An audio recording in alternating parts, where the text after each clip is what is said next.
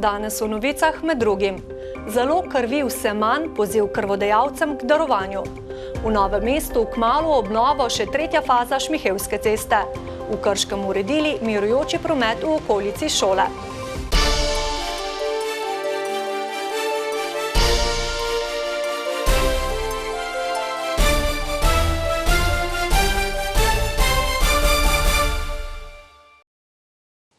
Lepo pozdravljeni. Zaloge krvi v Sloveniji so ta čas na spodnjih mejah, se zdravstveni sistem prehaja v običajno delovanje in se potrebe po krvi vseh krvnih skupin povečujejo, pojasnjujejo na Zavodu za transfuzijsko medicino. Zato velja poziv vsem zdravim krvodajalcem, da vnovič izkažejo svojo solidarnost. Pretirane gneče ob našem jutranjem obisku v Novomeškem centru za transfuzijsko dejavnost res da ni bilo, a tisti, ki so prišli, se zavedajo, da je njihova kri še kako dragocena. Žena so se enkrat pogovarjala, pa šla mi dva kredat. Ja, pa pejma, ne, jaz ne vem, v mladosti nekako meni je to potegnilo, da bi se za to odločil, ampak pa, ko vidiš, imel prometno nesrečo, potrebuje kri, drug potrebuje kri, pa te malo stisne. In se odločiš, dodaja Turk, ki je doslej daroval življenjsko tekočino 15-krat. Tudi danes pa je prišel v center z ženo. Še večkrat, 30-krat je daroval kri Roman Bregar. Prvič sem dal v vojski, ne. 95-ga, pa skoraj vsake 3-4 mesece. Ja, da nekomu pomagaš, ne. Ste že sami kdaj potrebovali kri? Ne. Ob bližajočem se poletju se že sicer zaloge krvi zmanjšajo. Zelo pozivamo krvodajalce in jih prosimo, da se odzivajo na vabilo krvodajalske akcije, tako Rdečega križa kot transfuzijske službe. Se odzivajo, ampak kljub temu so zaloge nizke. Zaradi epidemije je transfuzijska služba z Rdečim križem morala prilagoditi izvedbo krvodajalskih akcij in odvzemov krvi. Zaradi varovanja zdravja krvodajalcev in zaposlenih ter preprečevanja širjenja okužb so uvedli številne zaščitne ukrepe, med drugim telefonsko naročanje na odvzem. Je pa res, da tisti, ki so COVID preboleli, lahko darujejo kri, po 4 tednih lahko pridejo, seveda, če niso imeli kakšnih resnih zapletov ali pa bolnišnično zdravljenje. Tudi tisti, ki so bili cepljeni, lahko že po 24 urah pridejo darovati kri. Morajo pa biti brez hujših stranskih učinkov po cepljenju. Kljub manj prijavljenim krvodajalcem je bilo sicer število odvzemov le nekoliko manjše kot predhodno leto. Okrog 6000 krvodajalcev letno pride na center za transfuzijsko dejavnost Novo mesto. Ne, neki zelo upada ni bilo.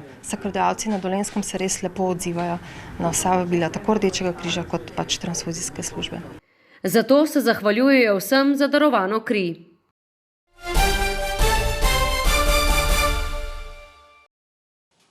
V Novem mestu so več let čakali na obnovo državne ceste v Šmihelu.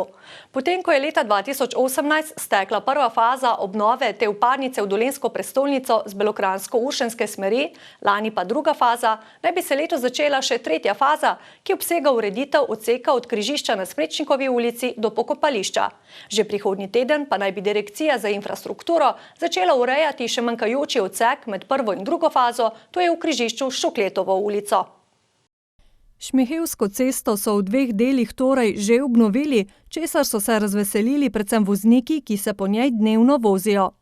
Vsakič, ko se zapeljem po Šmihevski cesti, mi srce zaigra, ko se spomnim, kako je bilo prej, kjer se pač na cesti Šmihevke niti niso mogli srečevati dobro. Manj veseli pa so stanovalci ob njej, saj kljub obnovi močno občutijo, kako prometno preobremenjena je ta državna cesta.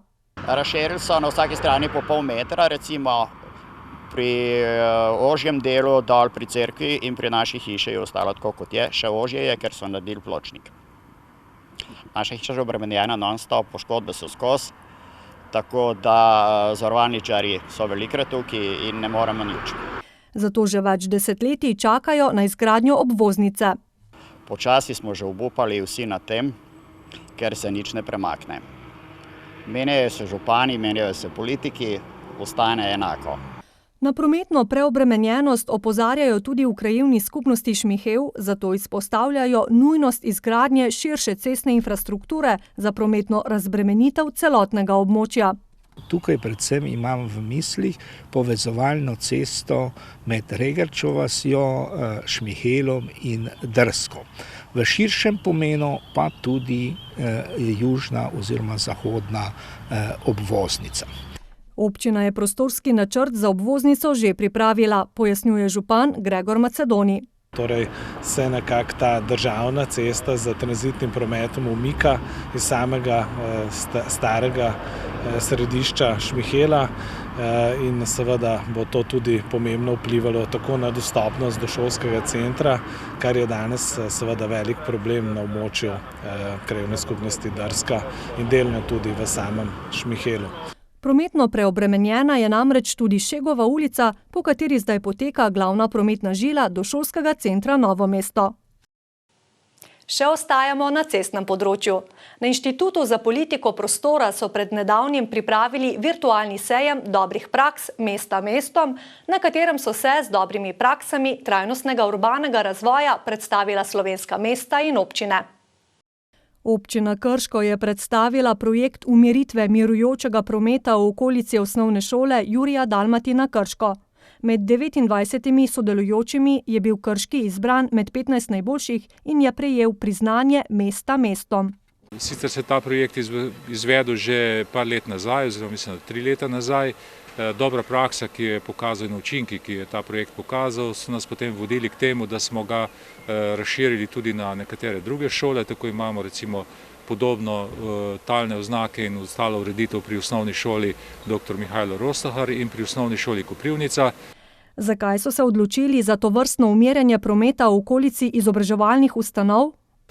Smisel te ureditve pa je predvsem v tem, da na mestih, kjer je veliko otrok, ki prečkajo cesto in tako naprej, da je tam na nek način z drugačno ureditvijo zbujena pozornost voznikov, se pravi vozniki nekako iz monotone vožnje nenadoma naletijo na nekakšno drugačno ureditev, postanejo pozorni, zmanjšajo hitrost in to se tudi vidi skozi merjenje hitrosti, da so se povprečne hitrosti na teh mestih zmanjšale.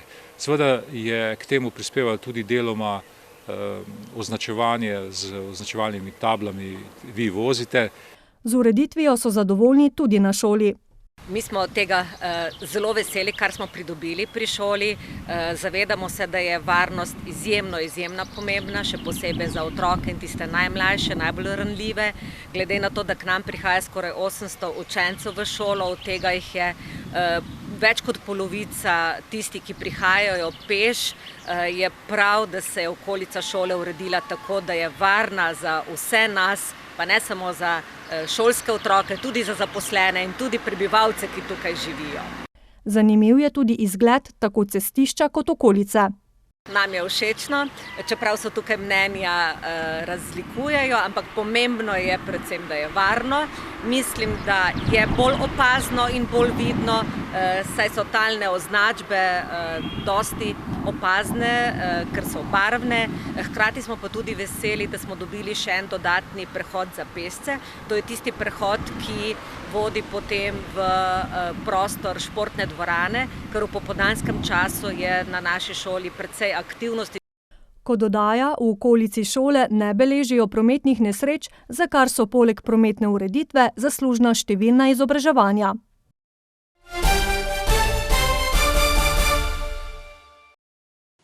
Bližajo se poletni meseci in tudi letošnje poletje bodo otroci lahko počitnikovali ob morju. V območnem združenju Rdečega križa Novo mesto na letovanje na Debeli rtič tokrat vabijo 274 otrok iz zdravstvenih in 30 iz socialnih razlogov. Letovali bodo od 3. do 10., od 10. do 17. in od 17. do 24. julija. Kot z veseljem pove sekretarka Barbara Ozimek, peljejo otroke stare od 5 do 15 let na morje že 65 let.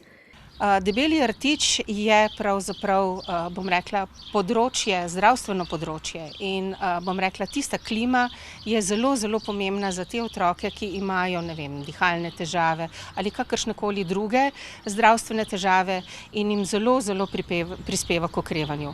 Marsikateri otrok morja brez počitniške kolonije sploh ne bi videl. Nam pa je cilj, da omogočimo velikemu številu otrok letovanje po najnižji ceni. Torej, res se trudimo, da pridobimo sofinancerje, kar je zelo pomembno, torej občine vse sofinancirajo ta program in javimo se na razpis za letovanje, zdravstveno letovanje. Tega se na podlagi potrdila pediatra lahko udeležijo otroci, ki so imeli od februarja 2020 do februarja 2021 v zdravstvenem kartonu 2 zapisa o bolezni. Za socialno letovanje pa jih bodo skrbno izbrali, poudarja Ozimkova.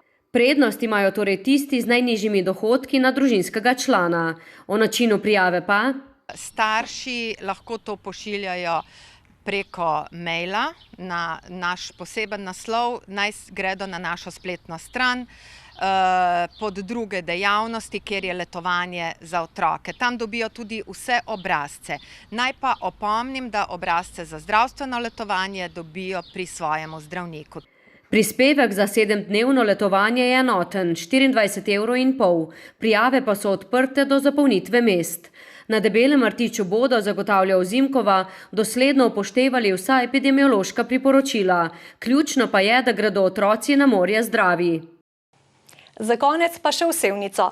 Tamkajšnji svetniki in svetnice so potrdili povišanje subvencije za program Pomoč družini na domu in tako ohranili enako ceno za uporabnike, to je 5,2 € na uro. Storitev, ki jo izvaja Center za socialno delo, občina Sevnica sofinancira okoli 70%, kar je bistveno več, kot to določa zakon, je pojasnil župan in dodal, da gre za relativno majhno, a nujno spremembo cene. To spremembo cene pogojujejo spremenjeni pogoji na trgu dela ter spremenjeni pogoji pri samem delu, to je epidemija, ki zahteva drugačen pristop, drugačen način dela. In to razliko je prevzel nase občinski proračun, tako da imamo eno od nižjih cen v širšem okolju, kar je tudi pomembno za naše občane. Ocvirk je ob tem spomnil na socialne oskrbovalce, ki delujejo tudi med epidemijo.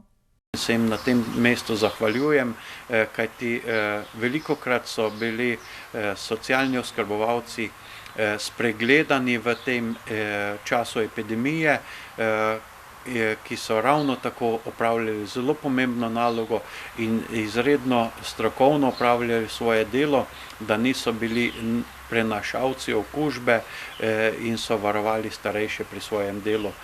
Populacija se stara tudi v občini Sevnica. Potrebe po pomoči na domu se dvigujejo, tako zaradi epidemije, zaradi hitrejših odpustov iz bolnišnic, zaradi negotovih sprejemov v domove za starejše, predvsem pa zaradi želje starejših, da čim dlje ostanejo na svojem domu, ostanejo aktivni in nekako v svojem okolju, zato se povečuje obseg pomoči na domu. V minulem letu je za več kot 100 uporabnikov skrbelo 12 oskrbovank, najvišje število uporabnikov pa je bilo 170. Podrobneje pa v današnjem Posavskem obzorniku. Preden se poslovimo, še povabilo k ogledu pravih ključev čez 1 uro. Gost v studiu bo bioterapevt Marjan Ogorevc, ki zagovarja združitev uradne in alternativne medicine. Hvala za pozornost, naredite si lep večer in nasvidenje znova jutri.